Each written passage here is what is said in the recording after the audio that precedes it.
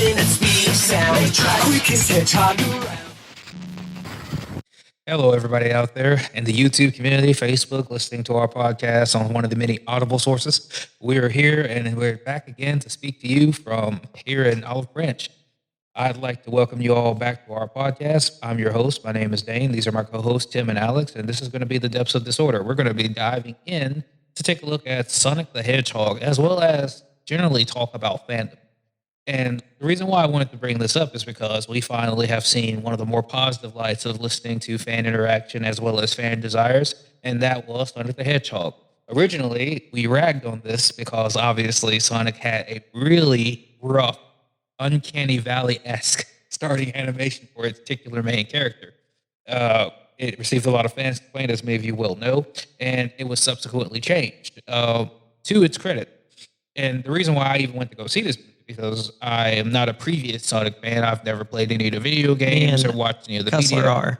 So it's completely like a blank slate for me. But I'm like, you know what? I'm going to go give you my money and my support because you actually listen to the fans. One of the few companies / studios that has done that in the last decade. Here, I'm just going to give you money, positive reinforcement. And it seems like I'm not the only person who agreed with that idea because Sonic has 200 million Oh yeah, domestically. it's a hit. It's nearing. It's going. They're thinking it's going to end up catching up to Detective Pikachu and Warcraft. To take with its overall. to take something of a quote from the movie. How are you doing this well? I have no idea. But yeah, so we're definitely looking at it skyrocketing up, and it's even got to be taken into consideration the delays caused by the coronavirus. That kind of tamping down most international entertainment at the moment. It's probably would have been like skyrocketing to infinity. Oh and yeah, I beyond mean, if it wasn't for if that. China was able to release it right now, I'm sure it would make bukus of money over there. Right. So don't be too dismayed if you see some delay that keeps it from taking that top spot immediately. I think it's going to definitely. It looks like something that'd be in their wheelhouse. Yeah, it's definitely going to beat out Detective Pikachu. I think it's definitely going to beat out Warcraft's actually Warcraft. really high because Warcraft. of China. Yeah, It's like it's 500,000, almost 600 million. right, and that's because that's the type of thing that China's always liked. It's close to their gaming community. Yeah. So of course they take a lot of fun out of it. But I think that Sonic is also going to be in their wheelhouse pretty strongly too. Yeah, I agree. And I was honestly really surprised that it was, no offense, but Sonic has two different fandoms and they can be pretty toxic at times. And Yeah, I won't agree with that. yeah, and they kind of formed a bond over this movie and rallied together because for their love of Sonic, and it was very wholesome. The movie was wholesome. The community altogether has been wholesome. It's been I've just now been getting into Twitter for the Geek Branch page. I feel like a grandpa on there. I'm figuring out how to work it right, but seeing all the different tweets is it's fun to read or see the fan art for the Sonic movie. Yeah, no, it's really good. So for me, right, I think very highly of it. And once again, I came in completely blank. The only thing I knew about Sonic was that it was a Japanese game and that it involved a blue hedgehog. That is literally it. Supposed to be the rival to Mario. Basically. Yeah. Yeah, except like it wasn't for me at the very least, because at least I know who Mario actually is. And I couldn't name a single character outside of Sonic himself. It might not have been for you, but in the 90s, he was the closest thing Mario ever got to a rival. Right. I mean, he basically is now because they have Mario and Sonic in the game and all that. Yeah, they're buddies. Amongst other things along those lines. But see, for me, right, like Sonic was very low on my totem pole of things that I knew about. Like I knew more about Kirby than I knew about Sonic. So when I came into this, I didn't know what was canon, Right. what was it. I was a completely baked slate, and so I came in and I really enjoyed it. And to me, it's actually one of the best children's movies in like recent history. I put it right up there with Toy Story 1. Okay, And that's saying something because Toy Story 1 is a classic. yeah, I think that it's just that good. I only have one complaint about the entire movie in and of itself as a form of short review, and that is just that the opening segment is really quick, and it doesn't That's really. the point. It's I mean, Sonic. So, if I had, okay, so It's trying to play into the fact that there, the main character is Like I just Sonic said, the Hedgehog. they just blitzed the opening You're talking about when he's a kid. when he's a kid explaining the world. Yeah, and stuff but I like think that, that was just kind of. I think that was stuff when they redid a lot. there's two things that I think of that I think for that. One is the fact that apparently that storyline that storyline that's going on in his world apparently is from the comics. I don't know of it, but it's apparently called the Echidna Wars, and it's something from his comics where they want Sonic's power to. They basically want Sonic's power to do something. I don't know what it is. As I said, I've never read the comic line. But the other thing is, I heavily compare it to the old TV show or anime Sonic X. From Gotta go fast. Yeah, from Saturday morning cartoons and everything. And that's honestly where I'll admit that's where my love of Sonic started, just because I never had a Sega as a kid, so I never played the old games. I did. But it was my first console, so I love Sonic X, and it's I had a Sega, and I still didn't play Sonic. That's how far removed I am. terrible. That's terrible. Like That's terrible. like I know they didn't give you like a Sonic game for free, but it was like one of those things you got with mascot. it. It was like it's like saying you didn't get Legend of Zelda with a Nintendo. And I didn't. Dane is Dane. Dane is Dane. I've owned every console, almost every console, except for some of the very, very old ones. But I've had an SNES. I've also had a Commodore. You've had some Zelda games. Yes, I think I've had the second one for the Game Boy. But other than that, I did not really do Zelda. I thought you got Breath of the Wild. No, he never did. Oh. He got the Switch for Fire Emblem. Oh. Right. But so the reason I compared it to Sonic X, I've actually been rewatching it because this movie made me want to rewatch Sonic X.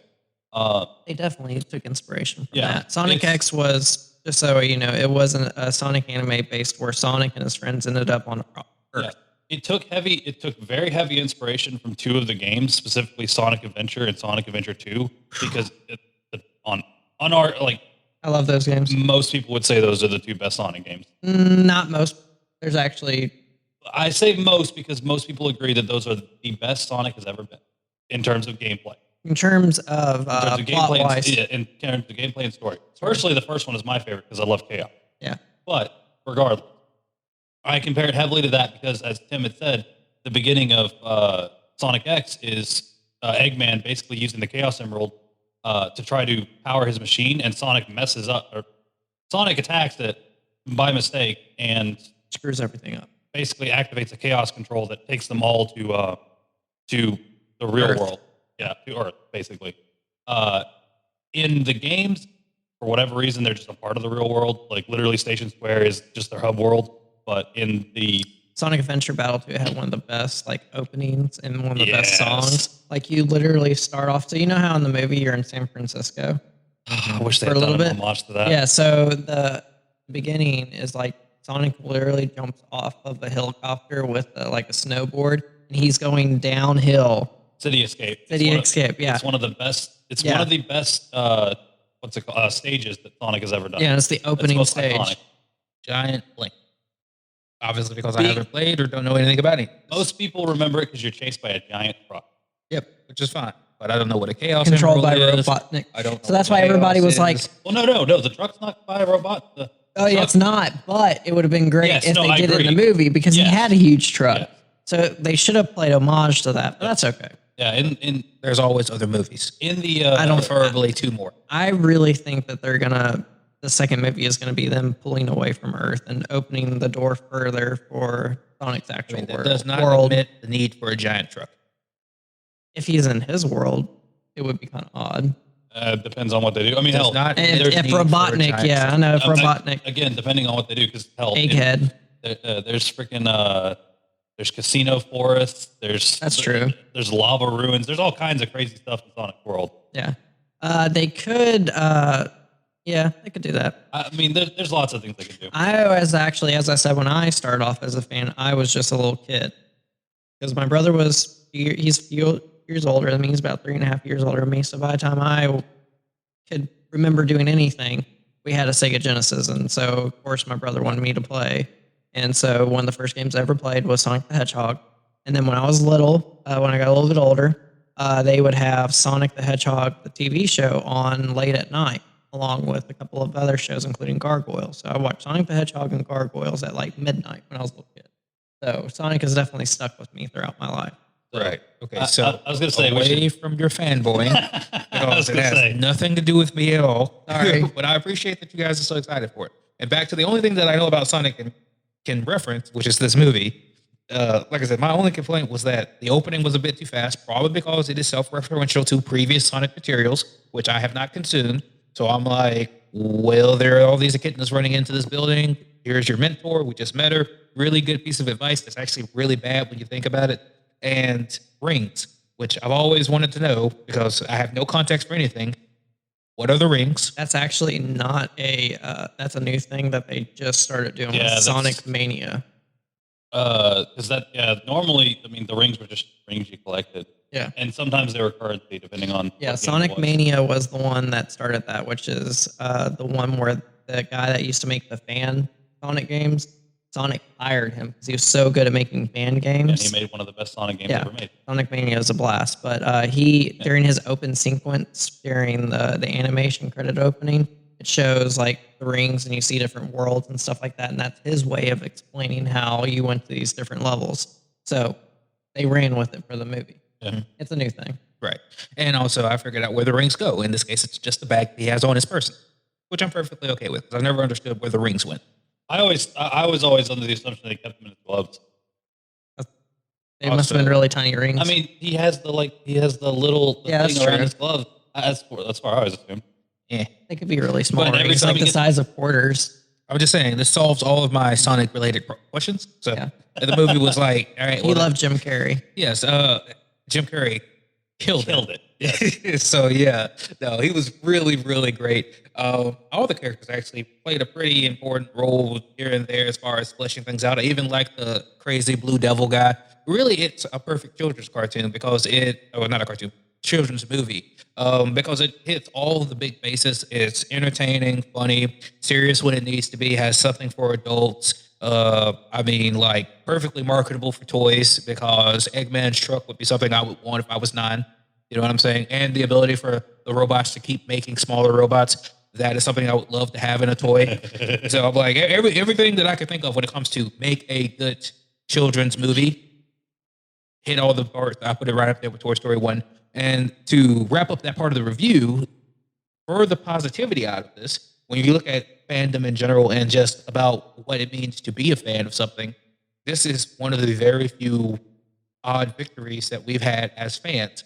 I hope it opens the doors for more situations like this. I think the other ones in the wheelhouse, of course, remain The Witcher, as far as, transitioning into other mediums. The Witcher's Netflix TV show was a spectacular hit, Netflix most watched series. It's one of those few occasions where a completely new, not really new to us, because obviously we all play the games or have read the books, but new to the wider audience, totally rocks that. And to where video games are becoming more taken seriously. Right, and becomes a strong storytelling medium, which in this case is exactly what we saw when The Witcher was transitioned over, even though The Witcher TV show is pulling from the books, not from the games. Regardless.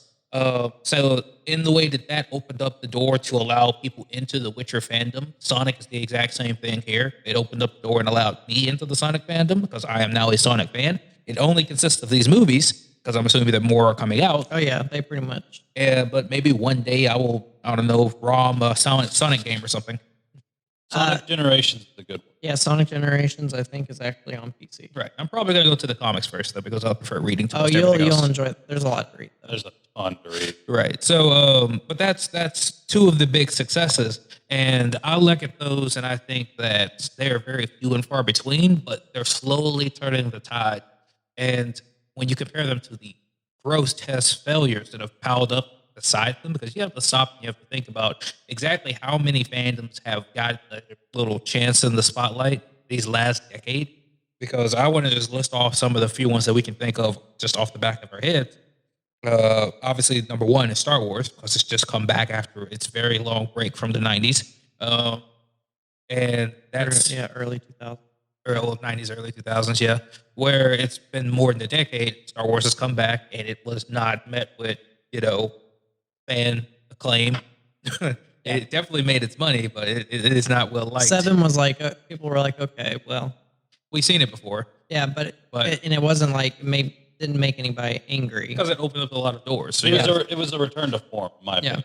Right. And like, here we are. We can do whatever we want with this open world, go nuts, and They then fucked it up. yeah, well, eight killed the entire series, and 9 just scrambled for what was left. But that's Star Wars in a nutshell. And then we go to any of the other fandoms that were recently brought back into existence. I look at Terminator. I look at Predator. I look at Star Trek. Oh, Star Trek has done so bad with Discovery and Picard, but that's just me. We can get into that later, guys. If you guys want to talk about it, leave something in the comments. We'll probably come up with a video if you want. The old Transformers movies. Some of those were good. No, but Bayformers. Is it also Bay Turtles? Did Bay do Michael? Yes, Michael Bay did He the Turtles. produced them. Hey, those were fun. Those are They were bad not movies, the- but they're fun. They're bad, fun movies. I mean, but is that what you wanted of the Ninja Turtles movie? Because No, I'm Russian actually didn't really want it. excited about the reboot one they're working on. They have the original creators Right. helping them this time, Ah, so I'm excited. will this one have Casey Jones in it? The second one had Casey Jones. Jones and I fell asleep during it, so I don't remember. Green Arrow played. Yeah, as he's him. Stephen Amell. Stephen Stephen Amell. Amell played Oh, him. really? Yeah. Wow, man, that was a waste of potential. Yeah. No, he did pretty good. He No, did no. good What I'm with saying is what- that movie is a waste of Stephen. Oh yeah. Amell's potential. Oh, and I the totally fell the asleep. working conditions for the people who played as the turtles was awful. Don't even get me started. Yeah, the anyway, whole thing. But my point being is also just rather than listening to what fans want or taking fan suggestions or just going back and faithfully recreating what fans became fans of for that reason, all of been these a lot of series, failures. it's just been consistent failures. Well, Charlie's because Angels, they try to failure. mix it in with their agendas. Ghostbusters, failure. Now the new Ghostbusters Afterlife. Which may be one of the new movies we get to add into the Sonic pool. Yeah. Because I really want to consider it to be the Sonic pool. I Sonic wanna gets the consider it- claim. yeah, Yeah, Sonic because- gets the claim to be the first fan movie in the new generation. The reason, because people are going to be like, well, what about Detective Pikachu? Look, Detective Pikachu was a safe choice. That was an extremely safe choice. They- As far as I know, they followed that game to the letter. They followed the game really The closely. exception is I believe they reversed the roles of Pikachu and the kid. The kid is more of the jokester, and Pikachu is actually the more hard-boiled detective. Yeah, well, you got And I don't think Ryan they- Reynolds yeah. doing the voice. And I So don't think they have the. I don't think they have the whole. The other. The I wanted plot twist Danny of the- DeVito. The plot Any- twist of the movie. But the reason why I put I put Sonic as the movie that is a fan win isn't just because of the studio changing the appearance of Sonic himself, but in reality, it's actually probably the closest thing that we've got to a true fan adaptation of a product. Because if you want to look at Marvel, that is not what Marvel is. Marvel is actually pretty far removed from its comic interpretations of all of those characters. So if you're a fan of them from the comic and you're coming to watch Marvel movies, they are completely new entities. yeah, in fact, Yeah. the movies have changed some of the comic book characters. Right, which is not exactly what I'm talking about when I say this is what a fan wants. I mean, I'm happy to have seen Iron Man on screen 9 times. I can't really count how many times he's appeared, but he's been there a lot. I'm very happy as a fan for that, but that is not exactly an adaptation of Iron Man. Well, there's been one for some. one. Sonic's not the storyline's not copy and paste. Well, Really. no, it's fine for innovation, but Sonic felt like, at least from everything I've heard from anybody who's a fan of Sonic felt like a true adaptation of Yeah. who Sonic was meant to be. The Eggman- the Eggman did a good job. The voice actor for Sonic, Ben Schwartz, I'm already a fan of him. But the worst. But anyways, he is a really good voice actor for Sonic. And I mean, like, the movie was as much as I could ever think of a movie being a faithful adaptation of fan expectations. Yeah. Sonic. So I'm gonna call all the movies that follow. And it's funny how much critics are so upset about it. yeah, because it goes to show that we've been right the entire time. That fans have called it. if fans say they want something And and you you give it to listen, them, you make we your will come money. in troves. Yeah, right.